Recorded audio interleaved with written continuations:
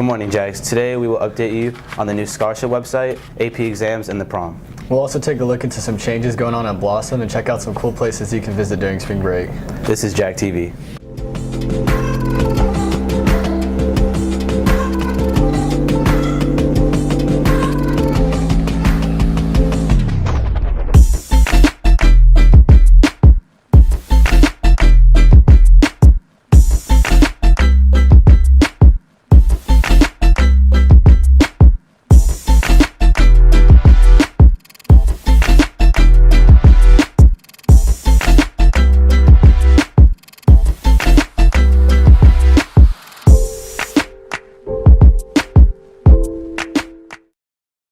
Seniors are now in the home stretch, and sometimes all that stands between them and the college of their dreams is money. Aaron Style got some information from the counseling's office that can help you all out. With the year coming to a close and students being accepted into colleges, some need help with scholarships.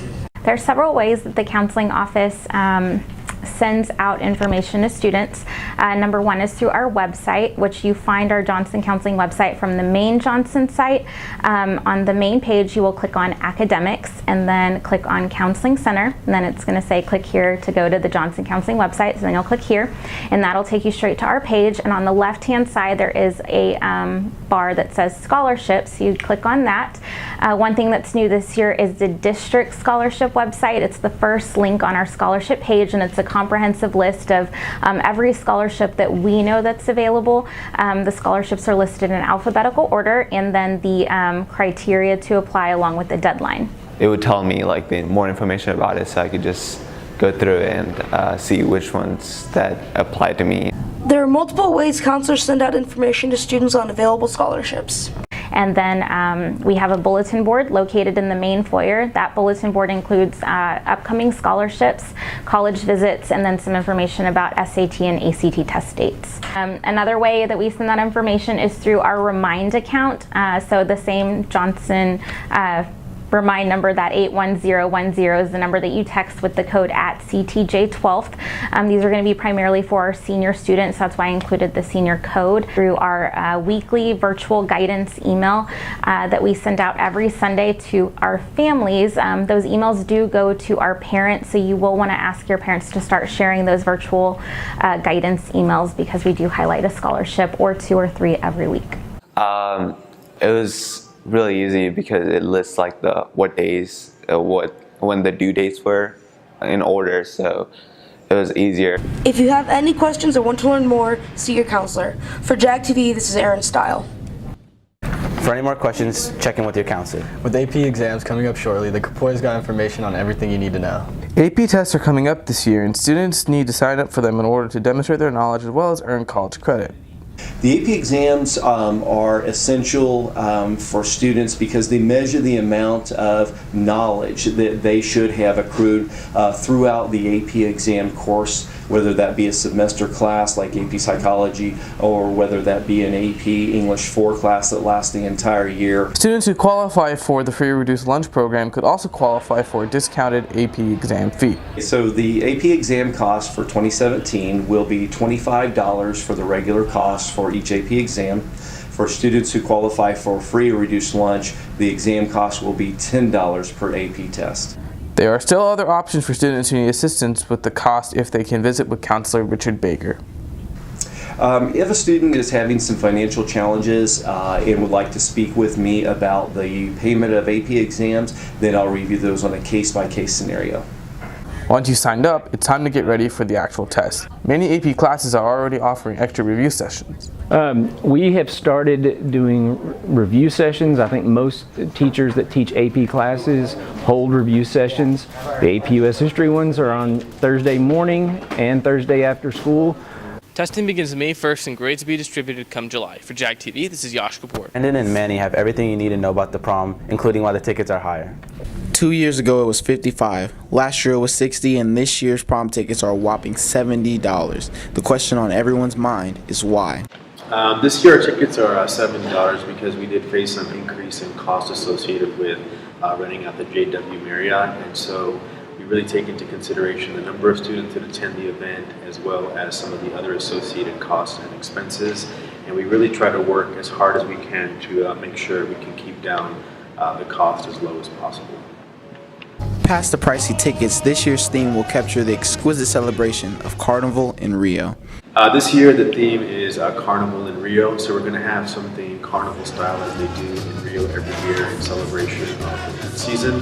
So what that means for us is we're going to have a lot of, the best way to describe it would be it's going to be kind of like jungle theme, carnival theme. There's going to be bright colors, lots of feathers, lots of bright flowers, plants, confetti, things that indicate joy and celebration with that Latin American spirit attached to it. And don't forget, prom is April 8th from 8 o'clock to midnight. Tickets will be sold on Wednesdays, Thursdays, and Fridays during all lunches. For Jag TV, this is Emmanuel Tony. Tickets will be sold Wednesdays, Thursdays, and Fridays during all lunches. As construction continues at Blossom, Sam and Garrett will show you and fill you in with the changes. As a result of the 2015 bond, Blossom Athletic Center is undergoing construction to upgrade the football field, swimming pools, and the basketball gym. There's multiple projects that were approved by the 2015 bond. The bleacher replacement of Comalander Stadium. We're in the progress of that now. We've already demolished the east side, the visitor side stands, and there'll be new bleachers installed the rest of this spring and summer.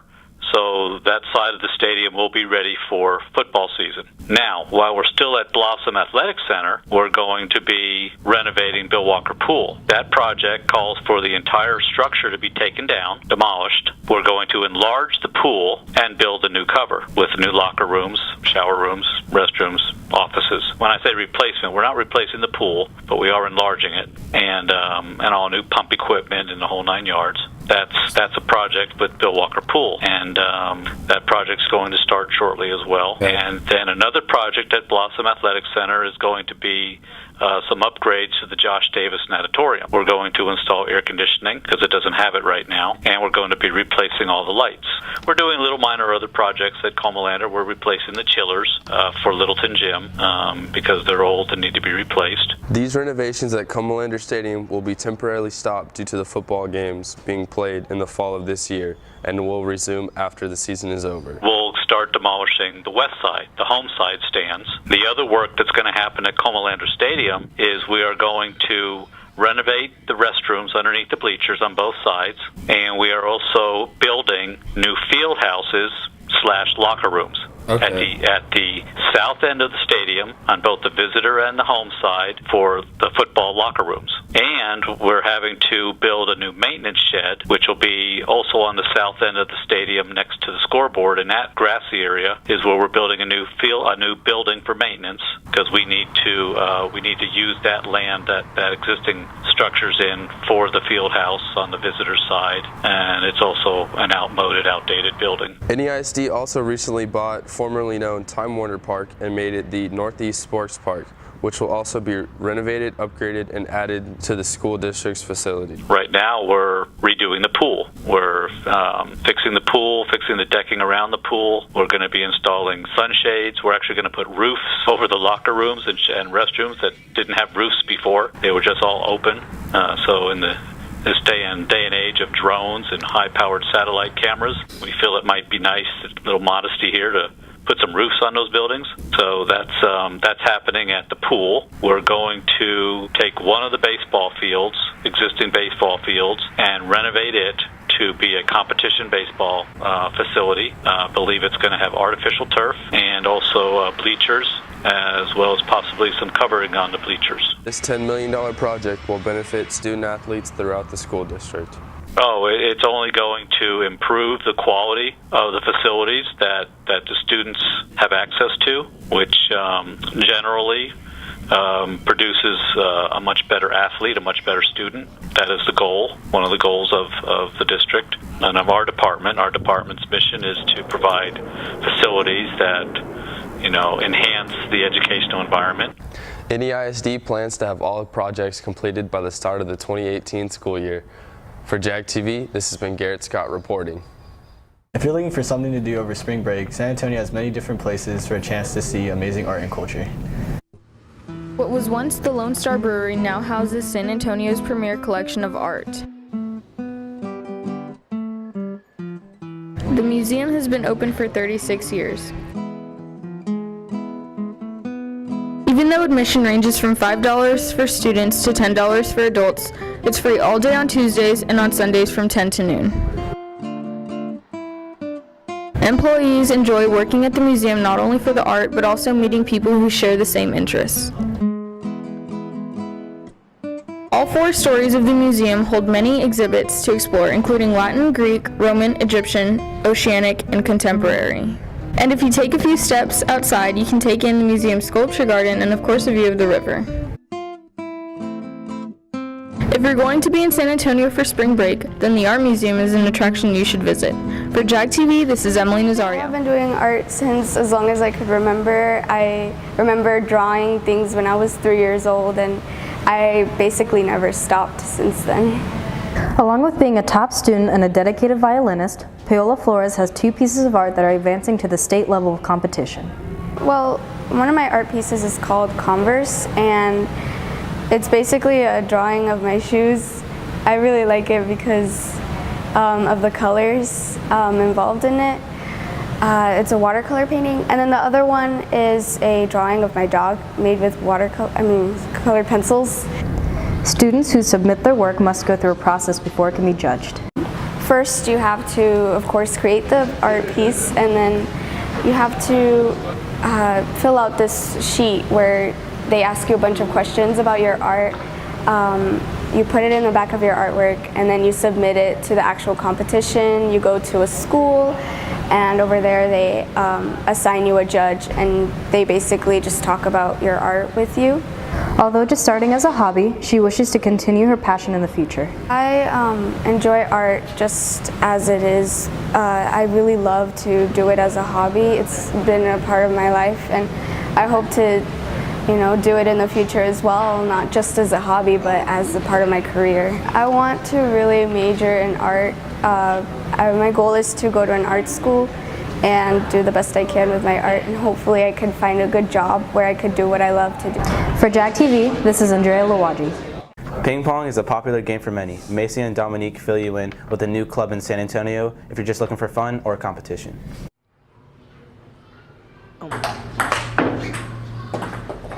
Okay, you want to play Old Round? It's 5 o'clock on a Tuesday afternoon, and things are just beginning to pick up at the San Antonio Table Tennis Club. Open from 2 to 10, this organization provides a comfortable environment. But if you decide to come play here, the atmosphere is really great. Nobody's judgy. Everybody, they'll give you criticism, but they'll give it in a positive way. If you're looking for an opportunity to play competitively, Gloria Cadavi is an experienced player that can help train you. I came back to the sport and I turned 50, so I played my first senior national games, and I got second place there. But last year I won the national senior games 55 to 59, and I won 4 gold medals in the World Senior Games. It costs $10 for one day to play table tennis in a non-competitive room and $15 to play all day in a competitive room. Besides it being cheaper, it's not, the atmosphere is better because it's not as competitive as over on the other side. Those guys are out there to win, so there's no fooling around.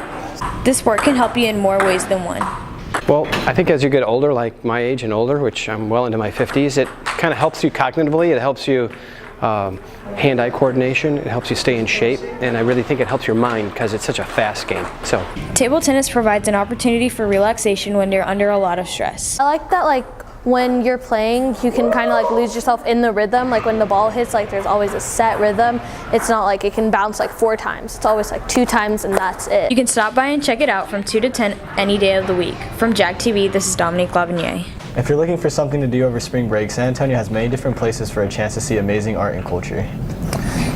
And Hannah and Chelsea check out the King William District. About a mile from the Alamo and along the San Antonio River, the King William District is a historical residential neighborhood. There are a few historic former residential properties that have been turned into house museums, and of course there are a lot of businesses that have repurposed historic houses and other buildings in the neighborhood, but primarily it's a residential neighborhood with a business corridor running along South Alamo and South St. Mary's and Presa Street.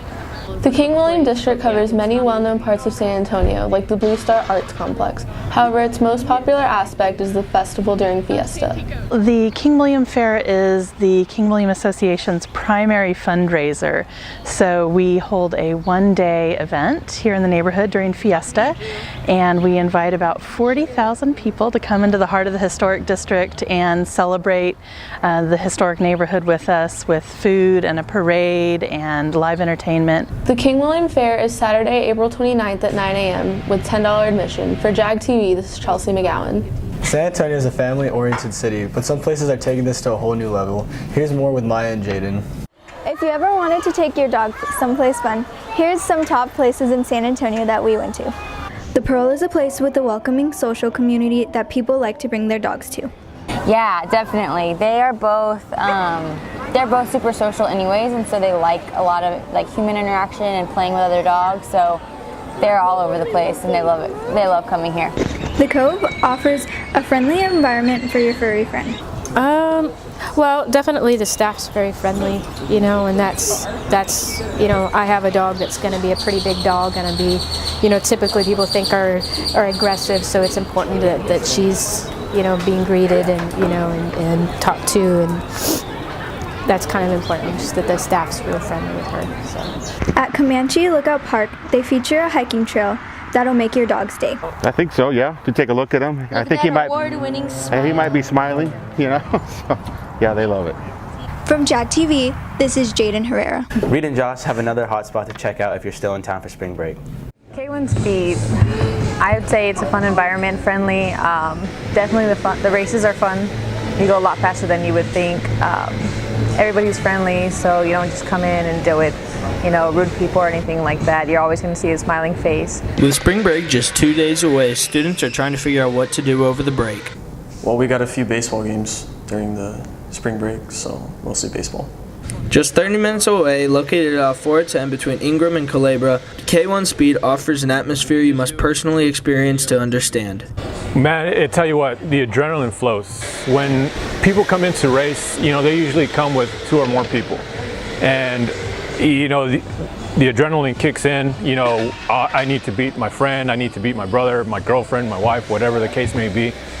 And it's just a lot of fun, man. You get, like I said, you get this rush when you come into race, and it's just a lot of fun, man. You gotta come out to experience it in order to know what it feels like. Although one race costs $20, combo deals are usually the way to go if you're looking for a great experience. Okay, so during the week, Monday through Thursday, we have 3 races for $39. It's a pretty good deal because we have a 2 race for $35. You pay $4 more and you get an extra race. We do have 1 race for $20 plus an $8 membership, but that only gets you 14 laps around, and of course after 1, you're going to want to do more. While the carts may seem to be running smoothly on the track, that is due to the hard work of the mechanics. That's what not a lot of people realize. All y'all see when y'all come in is how the girls are working, how the guys are working, where the cars are located at in the pit, but no one really notices how much work it is in the back. In the back, it actually takes a lot of dedication to have the cars running smooth. From the moment we come in and we start checking all the cars in the morning for the safety of y'all and the safety of our own guys. You know, so we come in, we start putting work the minute we get here until the last minute we get out. So it takes a lot, man. It takes a lot of work from a small thing like changing a tire to the big thing like replacing the whole back end of a car. But it takes a lot of dedication, man. For Jag TV, this has been Josh Keating. Hopefully now you'll have a couple of places to check out over spring break. With the addition to In-N-Out, Zara and Megan check out the fast food competition. So, take one. Yep, that's us. And recently an In-N-Out opened in our area. We took the initiative to compare it to the competition. I'm gonna be trying the #1 from Whataburger. It has no tomatoes, no mustard, but ketchup and mayo. Oh, and no cheese because I'm lactose intolerant. The patty is grilled like to perfection. It's really, really messy. The onions, they put like a ton of onions on it, so I mean, if you're not like someone that just wants onions all over that burger, I wouldn't get it. You're a food reviewer.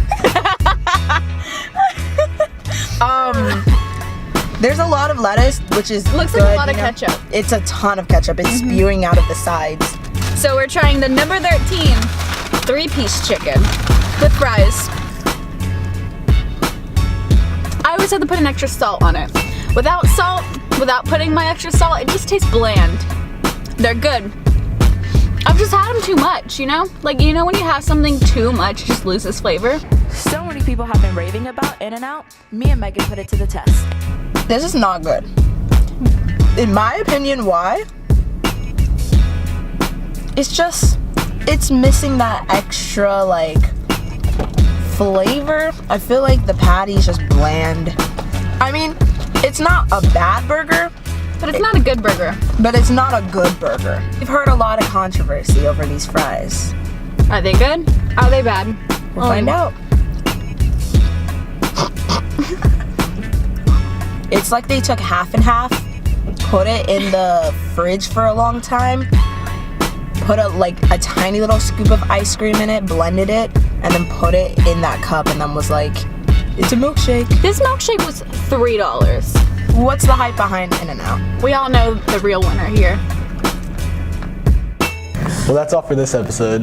We will see you after spring break when we give you an update on spring sports and the new Under Armour deal. For Jag TV, this has been Antonio Oakley. And Jorge Barrera. We'll see you next time, Jags. All right, you ready?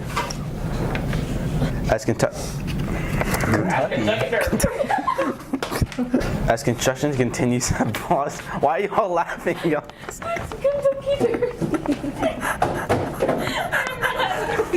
I can't. San Antonio is a family-oriented city, but some places are taking this to a new level.